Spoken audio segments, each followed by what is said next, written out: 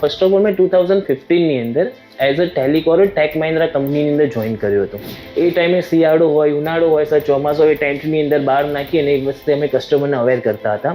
ગાંધીનગર જિલ્લાનો સર પહેલો ઓપ્પોનો સ્ટોર બન્યો હતો. ત્યાં મને ઓપોર્ચ્યુનિટી આપવામાં આવી. તમે ક્યારે ચેલેન્જીસ ફેસ કરી છે? સવારે 6 વાગે ઉઠવાનું, પછી કોલેજ જવાનું, લેક્ચર્સ એટેન્ડ કરવાના, આફ્ટર ડેટ જોબ જવાનું. તમે કોઈ એવું અચીવમેન્ટ તમને મળ્યું હોય કે જે તમે અત્યાર સુધી મતલબ એના ઉપર બહુ પ્રાઉડ ફીલ કરતા હોય? મારા ઓનના પૈસેથી મેં એક કાર પરચેસ કરી હતી. ઓપ્પો એઝ અ બ્રાન્ડ તમારા માટે શું છે? એ મારા માટે એક ફેમિલી છે. એવો વ્યક્તિ જે આ ઇન્ડસ્ટ્રીમાં છે જ નહીં અને આવવા માંગે છે, તો એવા વ્યક્તિને તમે શું સજેસ્ટ કરશો આ ઇન્ડસ્ટ્રી માટે? કે મે બી હાઈ ઇન્ક્રીમેન્ટ મેળવી શકશો, પણ આ જે કલ્ચર અને આ જે ફેમિલી કલ્ચર છે ને ક્યાંય નહીં મળે તમને. કોઈ એવું એક કસ્ટમર જે તમને આજ દિવસ સુધી યાદ હોય? અત્યારે સર તમે નહીં માનો કે એ જે કસ્ટમર છે ફેમિલી રિલેશન્સ બિલ્ડ થઈ ગયું છે. જે હાર્દિકભાઈ એઝ અ પર્સન કયા સિદ્ધાંત પર કામ કરે છે? ફ્રોડ કમિટમેન્ટ કસ્ટમરને નથી આપતા. શોર્ટ મેસેજ આપવા માંગતા હોય તો ઓડિયન્સને હું એટલું જ કહેવા માટે કે sales line is the best line.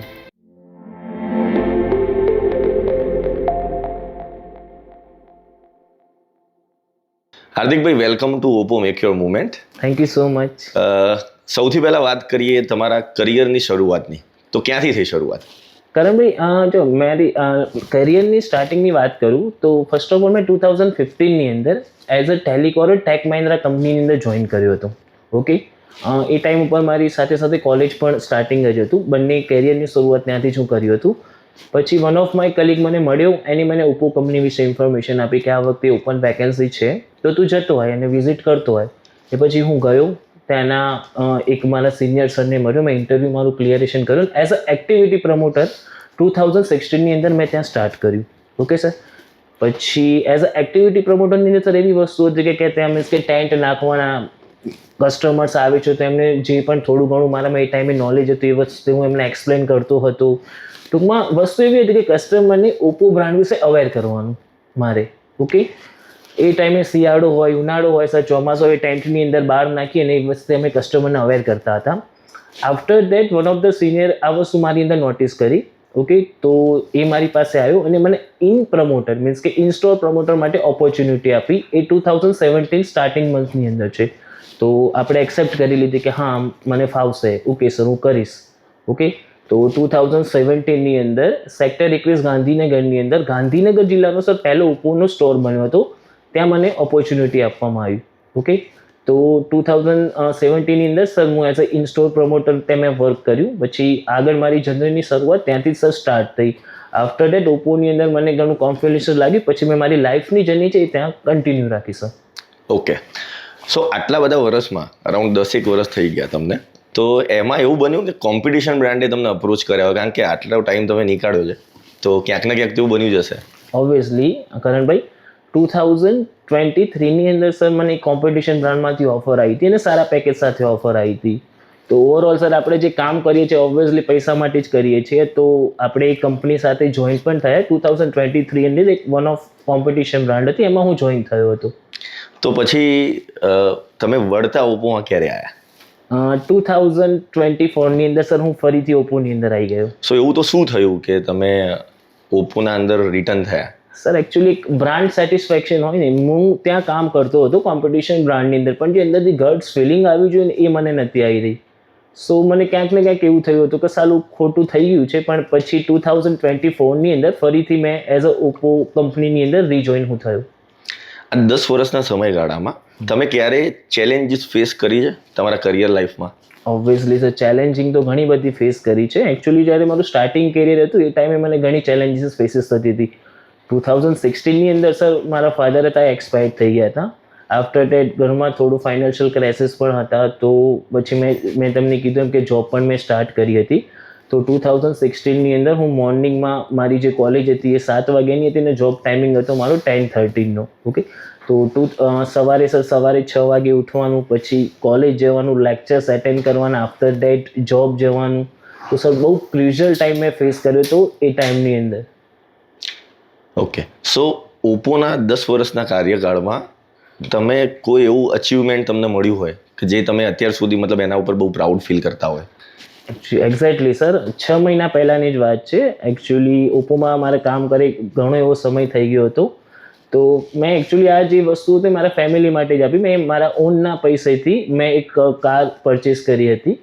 તો એ મારા માટે બહુ મોટું ફીલ અચીવમેન્ટ હતું કે ના મેં ખુદના માટે મેં કંઈક કર્યું અને ફેમિલી માટે કંઈક કર્યું છે. ઓકે, સો હું પૂછી શકું કે કઈ કાર તમે પરચેસ કરી છે? શું તમારી કોઈ ડ્રીમ કાર હતી યા શું હતું? એક ડ્રીમ કાર તો સર મે બી આવી મહેનત કરતા રહીશું તો મળી જ જશે, પણ અત્યારે હાલ કેવું છે કે મેં એક i10 નિયોસ પરચેસ કરી છે સર. ઓકે, i10 નિયોસ લીધી છે, ઠીક છે. વાત કરું તમારા 10 વર્ષના કાર્યકાળની, તો ક્યાંક ને ક્યાંક આ 10 વર્ષમાં તમે એઝ અ લર્નિંગ શું શીખ્યા છો? લર્નિંગમાં કેવું છે કે સર એકચ્યુઅલી જો તમે સેલ્સ લાઇનની અંદર છો, obviously communication skill is much better. તો સૌથી પહેલાં જે મેં વસ્તુ શું કહ્યું છે કે કોમ્યુનિકેશન સ્કિલ મારી ઘણી એવી સારી થઈ ગઈ છે. હું જ્યારે કોઈ વ્યક્તિ સાથે વાત કરું છું, ઓકે, તો એક કોન્ફિડન્સ લેવલથી અમે વાત કરીએ છીએ, ઓકે. તો એ સૌથી મોટું હું એ મહત્વનું સમજુ કે કોમ્યુનિકેશન સ્કિલ મારી ઘણી સારી થઈ છે. સેકન્ડ જે વસ્તુ છે ગ્રોમિંગ સ્કિલ્સ, ઓકે. ને ત્રીજી વસ્તુ છે કે બીજી સૌથી સારામાં સારી મોસ્ટ ઇમ્પોર્ટન્ટ વસ્તુ એ થઈ જાય છે અમારી સાથે કે માર્કેટ અવેરનેસ વિશે પણ અમે ઘણી બધું શીખ્યા છીએ. અને ટેકનોલોજી ઓબ્વિયસલી આ ફિલ્ડની અંદર છે તો કંઈક ને કંઈક નવું અમે શીખતા જ રહીએ છીએ. ઓકે હાર્દિકભાઈ, તો ઓપ્પો એઝ અ બ્રાન્ડ તમારા માટે શું છે? Oppo as a brand sir હું ફેમિલી કહી શકું. એ મારા માટે એક ફેમિલી જ છે. બટ કેમ, મતલબ ફેમિલી, મતલબ કેમ તમે એને એઝ અ ફેમિલી જોઈ રહ્યા છો? સર ફેમિલી એટલે કેવું છે કે હું મારા ઘરને જેટલો ટાઈમ આપું છું એટલો જ ટાઈમ હું મારી કંપની માટે આપી રહ્યો છું અને મારા કલીગ્સ માટે આપી રહ્યો છું. અને ઘણા બધા એવા ઇન્સિડન્ટ્સ છે કે જ્યાં ફેમિલી જેવું એ લોકોએ કામ પે પણ કરીને આપ્યું છે. સો હું કહી શકું કે Oppo as a family brand તરીકે હું કહી રહ્યો છું. તમે કોઈ એવો ઇન્સિડન્ટ કહી શકો કે તમે કીધું કે ઘણા એવા ટાઈમમાં કંપનીએ તમારું એઝ અ ફેમિલી તમને સપોર્ટ કર્યો છે, તો તમારા જોડે કોઈ એવો ઇન્સિડન્ટ છે જે તમે શેર કરી શકો? હા શ્યોર. એકચ્યુઅલી કેવું હતું કે મોર્નિંગમાં હું અને મારું કલીગ એ પણ ઓપ્પોની અંદર છે. સવારે મોર્નિંગની અંદર અમે એક્ટિવા લઈને રનઆઉટ કરી રહ્યા હતા, ઠીક છે. તો ઓન ધ વે એક્ટિવાની અંદર સમહાઉ કંઈક પ્રોબ્લેમ થઈ ગયો, તો જસ્ટ અમે હીટ થઈ ગયા છે, તો અમે પડી ગયા હતા. તો ફર્સ્ટ ઓફ ઓલ મેં સીધો જ મારા સિનિયર પર્સનને કોલ લગાવ્યો. તો સર તમે નહીં માનો, મારા ફેમિલી મેમ્બર્સ ત્યાં પહોંચે વિધિન એની પહેલાં ઓપ્પોની આખી ટીમ ત્યાં આવી ગઈ હતી. તો સારું એ વખતે થઈ ગયું કે સારું ફેમિલી જેટલું ઇમ્પોર્ટન્ટ છે એટલું જ આ વસ્તુ ઇમ્પોર્ટન્ટ છે. ઇનકેસ કોઈ એવો વ્યક્તિ જે આ ઇન્ડસ્ટ્રીમાં છે જ નહીં અને આવવા માગે છે, તો એવા વ્યક્તિને તમે શું સજેસ્ટ કરશો આ ઇન્ડસ્ટ્રી માટે? કરણભાઈ, આ ઇન્ડસ્ટ્રી ઘણી મોટી છે અને ટેલિકોમ લાઇનની અંદર તમે મહેનત કરશો તો પૈસા અર્ન કરી જ શકશો, ઓકે. એવું નથી કે તમે કોઈ પણ કંપનીમાં જશો, મહેનત કરશો, ઓબ્વિયસલી તમને પૈસા મળવાના છે. સ્પેસિફિકલી હું ઓપ્પોની વાત કરું તો આ જે ને ફેમિલી કલ્ચર છે. સપોઝ કે હું તમને મારો એક ઇન્સિડન્સ જણાવું કે કોવિડ ટાઈમ હતો, ઓકે. નોમિનલ્સ બધા પોતપોતાની લાઈફની અંદર ઓબ્વિયસલી બધા ફ્રી જ હતા. નો ડાઉટ કે બધા જ મારા જ કલીગ્સ હતા, બધા જ જોબ જ કરે છે, ઓકે. મેં 2 મહિનાની અંદર નોટિસ કર્યું હતું કે સિંગલ માણસને કોઈ એમના અપર હેડ કે કોઈનો કોલ નહોતો આવી રહ્યો. એ જ વસ્તુ જો હું મારી કંપનીની વાત કરું તો મીન્સ કે મારા અપર હેડ છે, એમના અપર હેડ છે, એક દિવસની અંદર એક zoom meeting plus specially call આવતો હતો એમનો અમારા ઉપર કે કોઈ પ્રોબ્લેમ, ઘરમાં કોઈ બીમાર છે. તો એ બધી જે વસ્તુ છે આ કલ્ચર રિગાર્ડિંગ છે. તમે કોઈ પણ બીજી કંપનીની અંદર જશો, તમે સેલરી મેળવી શકશો, ઓકે, મે બી હાઈ ઇન્ક્રીમેન્ટ મેળવી શકશો, પણ આ જે કલ્ચર અને જે ફેમિલી કલ્ચર છે ને ક્યાંય નહીં મળે તમને. Okay, good. મેં જોયું છે કે તમે સોશિયલ મીડિયા ઉપર બહુ એક્ટિવ છો અને સારા સારા વિડીયોઝ પણ બનાવો છો.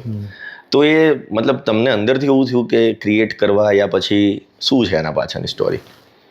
અત્યારે હાલ કરણભાઈ કેવું છે કે સોશિયલ મીડિયાનો ટ્રેન્ડ ચાલી રહ્યો છે, ઓકે. તો ઓબ્વિયસલી કે તમે મીન્સ કે સોશિયલ મીડિયા ઉપર કંઈક ક્રિએટિવિટી નહીં કરો તો એનું તમને રિવર્ડ્સ નહીં મળે, ઓકે. હવે આજે હું વાત કરું કે હું સોશિયલ મીડિયા ઉપર હું પોસ્ટ કરું છું તો એનો ક્યાંક ને ક્યાંક મને ઘણો સારો એવો બેનિફિટ્સ મળી રહ્યું છે. 4 લોકો મારું વિડીયોઝ જોશે તો એના વિશે મને મેસેજ આવશે કાં તો કોલ આવશે, ઓકે. તો ક્યાંક ને ક્યાંક મારું સેલ્સ ઇન્ક્રીઝ કરવા માટે પણ ક્યાંક ને ક્યાંક મને બેનિફિટ મળી રહ્યું છે એનું. સો જ્યારે પણ કોઈ નવી પ્રોડક્ટ આવે છે તો હું એનું જે મારાથી જેટલું બને એટલું ઓડિયન્સને નોલેજ પ્રોવાઈડ કરું છું. મેં સાંભળ્યું છે કે ઓપ્પોમાં એ સિરીઝ આવે છે, એપ સિરીઝ આવે છે, રેનો સિરીઝ છે, રિસન્ટલી ફાઇન સિરીઝ પણ એનું એક નવું મોડેલ આવ્યું છે. સો તમને શું લાગે છે આ 10 વર્ષમાં એમાં કેટલો ચેન્જીસ આવ્યો છે? કારણ ઘણો બધો ચેન્જ આવ્યો છે. આજે જ્યારે ઓપ્પોએ એની first of all app series launch કરી હતી, મે બી 2013 યા 14ની અંદર, ત્યારે કસ્ટમર 20,000 રૂપિયા નાખવું હોય તો 4 વખત વિચાર કરતો હતો. ઇવન કેવું હતું કે કસ્ટમરને એવું થાય કે મે બી મેન્ટાલિટી આખી અલગ હતી કે 20,000 રૂપિયા એ પણ ઓપ્પો કંપનીની અંદર, ઓકે, એ જે સિનારીઓ છે, ઓપ્પો કંપની એની પાછળ ઘણી બધી મહેનત કરી, ઘણી બધી ટેકનોલોજી ડેવલપમેન્ટ કરી, મીન્સ કે કસ્ટમર્સની જે નીડ્સ હતી એના ઉપર કામ કર્યું, સારું કેમેરો એ લોકોને આપ્યો છે, સારું પ્રોસેસર, સારી બેટરી.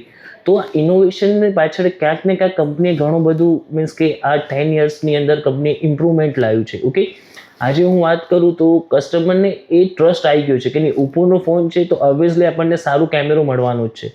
ઓકે, તો આજે એ ટાઈમની અંદર જ્યારે 2013-14 મીન્સ કે જે સ્ટાર્ટિંગ પીરિયડ હતો, જે 20,000નો ફોન જે કસ્ટમર મીન્સ કે એ ટાઈમે ટ્રસ્ટ નથી કર્યો, તો આજે એ જ કસ્ટમર ઓપ્પોનો 1 લાખ, 1.5 લાખ રૂપિયાનો ફોન સામેથી માગતા આવે છે. હું તમને મારો ઇન્સિડન્સ કહું, એક પ્રોફેશનલ કેમેરા આર્ટિસ્ટ મારા ત્યાં આવ્યો હતો, 3 દિવસ પહેલાંની જ વાત છે. ઓકે, જસ્ટ ફોર ઓપ્પોની ફાઇન્ડ X9 અલ્ટ્રા સિરીઝ જ લેવી છે એને. તો તમે વિચારી શકો છો કે કંપનીએ કેટલો ગ્રોથ કર્યો છે કે પર્ટિક્યુલર એ જ મોડલ જોયું છે. હવે તમે સમજો કે 1,17,000નો સ્માર્ટફોન છે, માર્કેટની અંદર ઘણા એવા સારા કંપનીના સારા ઓપ્શન્સ છે, પણ એ કસ્ટમરની નીડ્સ એ જ છે કે ફાઇન્ડ X9 અલ્ટ્રા લેવું છે મારે. ઓકે, નો ડાઉટ કે કંપનીએ કેમેરો નેક્સ્ટ લેવલ બનાવ્યો છે, હેઝલ બ્રાન્ડના કેમેરાસ એ ફોનની અંદર યુઝ કરી છે, તો કંપની આ લેવલ સુધી પહોંચી ગઈ છે. તમે કસ્ટમરની વાત કરી, એના ઉપરથી હું તમને એક વાત પૂછવા માગું છું કે 10 વર્ષના કાર્યકાળમાં કોઈ એવું એક કસ્ટમર જે તમને આજ દિવસ સુધી યાદ હોય, કોઈ પણ એની એક યુનિક સ્ટોરીના લીધે? ઓબ્વિયસલી સર, મેં કસ્ટમરને ફાઇન્ડ X9 અલ્ટ્રા આપેલું. ઓકે, એ કસ્ટમરની ડિમાન્ડ એવી હતી કે એ યુટ્યુબર હતો એક, અને મીન્સ કે વ્લોગિંગ કરતો હતો. કસ્ટમર કોમ્પિટિશન બ્રાન્ડનું મોડેલ માગતું હતું. ઓકે, એના સાથે એના ફાધર્સ પણ હતા. ઓકે, કસ્ટમરની ડિમાન્ડ એ હતી કે મારે એક સારો વિડીયો જોઈએ. ઓબ્વિયસલી કોમ્પિટિશન બ્રાન્ડ છે એટલે મીન્સ કે 1 લાખ અબવ ઉપરનો ફોન હતો. ઓબ્વિયસલી કસ્ટમર એ સાઈડ થોડો વધારે જતો હતો. આપણે એને પ્રોપર ડેમોન્સ્ટ્રેશન આપ્યું. ઓકે, ઘણું સમજાયું. તો અત્યારે સર તમે નહીં માનો કે એ જે કસ્ટમર છે, ફેમિલી રિલેશન્સ બિલ્ડ થઈ ગયો છે, જે સ્માર્ટફોન પરચેસ કર્યો હતો ને એને પછી. તો ઘણી એક આવા ઇન્સિડન્સ થાય છે કે ઘણીવાર કસ્ટમરને ઇવન કેવું હોય છે કે નાનું એવું પણ ફોન પરચેસ કરવો હોય ને તો પણ આપણને કોલ કરે કે ભાઈ હાર્દિકભાઈ આ વસ્તુ છે.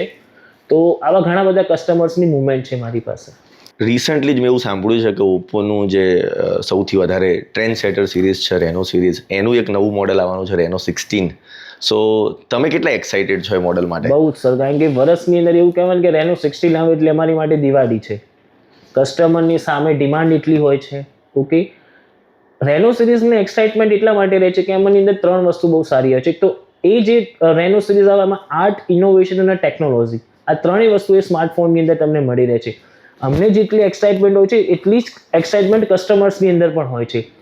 કસ્ટમર હજુ તો રેનો 16નું મોડલ લોન્ચ નથી થયું, એની મીન્સ કે ક્યાંક ને ક્યાંક રૂમર્સ અને લિંક્સ થઈ જ જતા હોય છે. કસ્ટમર સામેથી અમને પૂછે છે કે ભાઈ રેનો 16 હાર્દિકભાઈ ક્યારે આવવાનું છે, આપણું બુકિંગ કરી દેજો. તો રેનો 16 એટલે એટલા માટે મારા માટે એક મિની દિવાળી ટાઈપ છે. હાર્દિકભાઈ એઝ અ પર્સન કયા સિદ્ધાંત પર કામ કરે છે? સર, ફર્સ્ટ ઓફ ઓલ આપણે કોઈ ફ્રોડ કમિટમેન્ટ કસ્ટમરને નથી આપતા. ઓકે, કે હા જે છે એ વસ્તુ ફેક્ટ કહીએ એટલે કસ્ટમરને આપણે જે પણ વસ્તુ છે આપવાનું ટ્રાય કરીએ છીએ. સેકન્ડ વસ્તુ એ છે કે જ્યારે પણ તમે સેલ્સની અંદર હોવ ત્યારે મેઇન વસ્તુ છે કસ્ટમર જોડે ઇન્ટર રિલેશનશિપ બનાવવું પડે છે. ઓકે, તો હું જેટલું બને એટલું કસ્ટમર જોડે ફ્રેન્ડલી રીતે વાત કરું છું. તો કસ્ટમરની નીડ્સને એ જાણ્યા પછી કસ્ટમરને હું ફ્રેન્ડલી રીતે વાત કરું છું. તમારા સ્ટોરના અંદર બીજી બધી બ્રાન્ડ્સ પણ છે, બરોબર?